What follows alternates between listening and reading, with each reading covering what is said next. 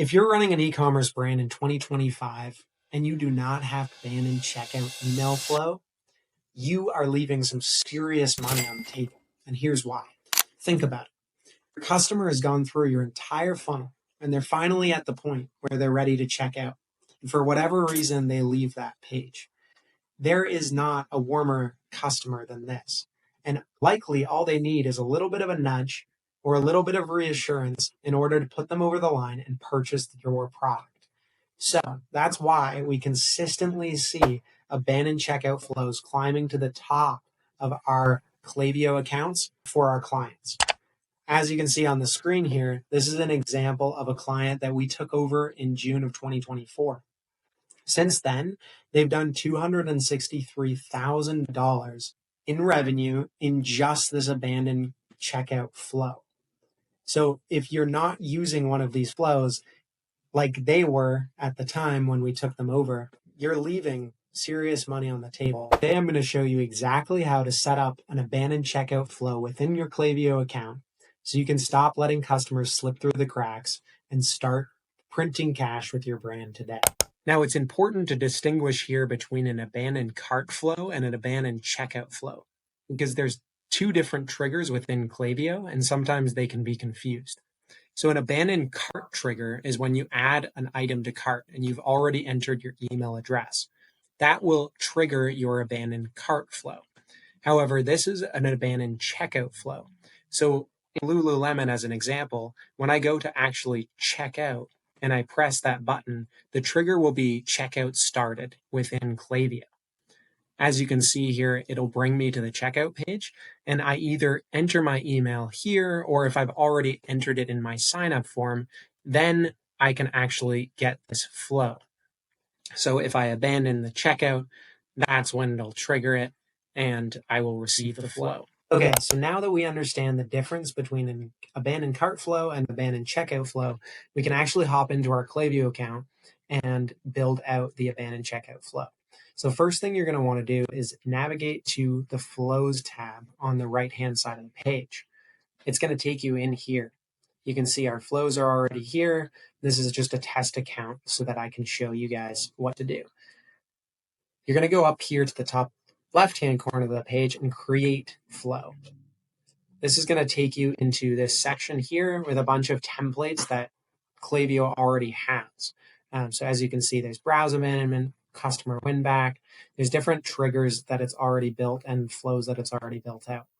What we're going to do is we're going to look at this, go to the search bar and just type in abandoned or start typing in abandoned.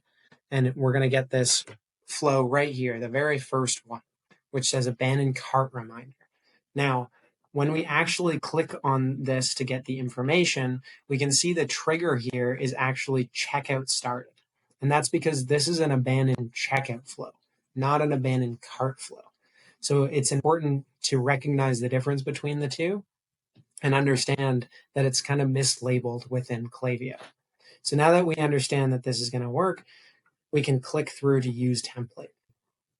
And it's going to open up a brand new template here within Klaviyo. And now we can get started. So the first thing that I want to do here, because I'm not using SMS, just email at this time. So I'm going to click here to this conditional pass, and I'm going to delete just the yes path, because that's where the SMS side of it is. Okay, so now I'm left with these emails here.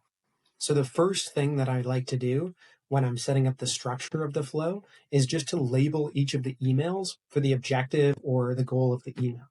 So I can click on the email itself, number one here, and I can just put nudge customer, because that's what the goal of this email is. It's simply just to remind them that they still have something in their cart and remind them that they wanted this product, right? So for the subject line, I'm just going to write forgetting something, question mark.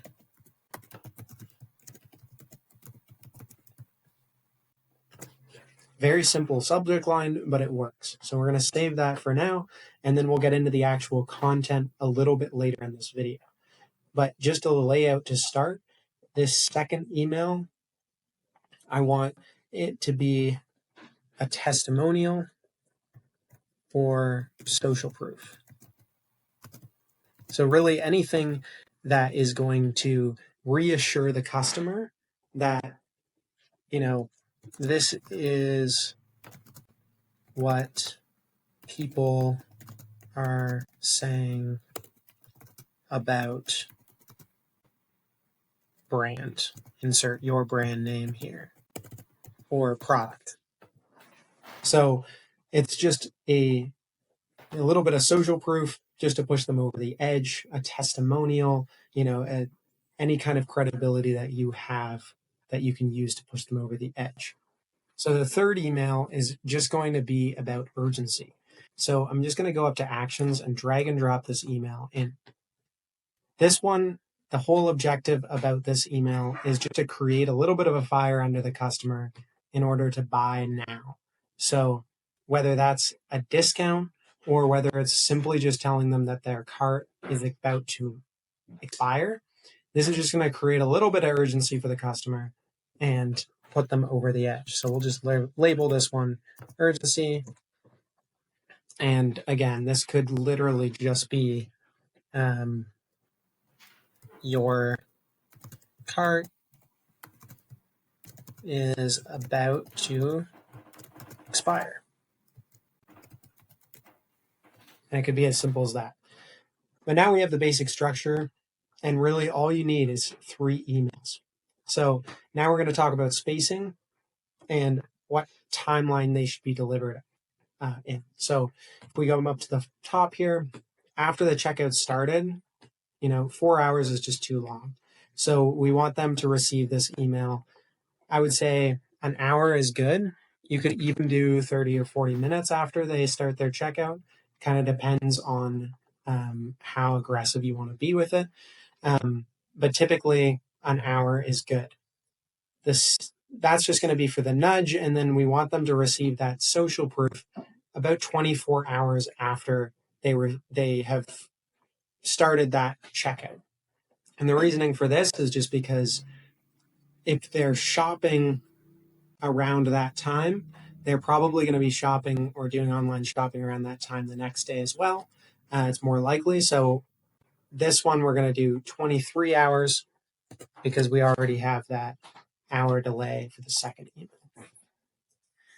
And then the third email, I'm just going to go to actions and I'm going to drag and drop this time delay in. And we can just do, 1 to 2 days is good. We're going to do 2 days for this one, just to space it out a little bit more.